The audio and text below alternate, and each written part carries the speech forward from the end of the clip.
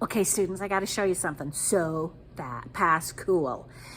You recently learned that you shouldn't put metal in the microwave, and one of the reasons why is because the microwaves cannot go through it.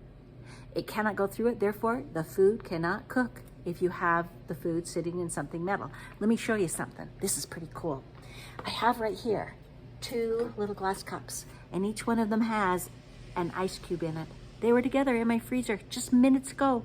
So you're gonna see what happens when I take, and don't panic, just a plain old regular piece of aluminum foil, and I'm gonna wrap one of the ice cubes inside of that aluminum foil. Okay, nothing tricky. I'm just gonna take, wad that on up, smush it on in. Yeah, the ice cube is completely covered by the foil. Check this out. I'm gonna put both of these inside of my microwave oven. Don't have a heart attack. I'm gonna take and put that, can you see that? Oh yeah, I'm just putting it right inside my microwave oven. And then I'm gonna go ahead and start my microwave oven. Let's see what happens. Nothing yet.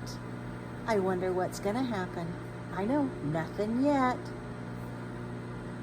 10 seconds into it, I wonder what's gonna happen. Nothing yet. Nothing yet. Down to 10 seconds. I think I might pull it 5 seconds early. Let's do it. All right. What do you think happened? Oh my, maybe 5 more seconds. I'm gonna start it again. 5 more seconds. Let's see what happens. Nothing yet. 1. After 30 seconds, let's see what's happened to our ice cubes. Ice cube number 1. Oh yeah, almost completely melted. Why did that happen? Could it be because the microwaves are attracted to the water? Bing! But let's check out the other one. When I touch it, do you think it's gonna be a little pocket of water? Let's find out. Carefully. Pull this out. Oh my heck.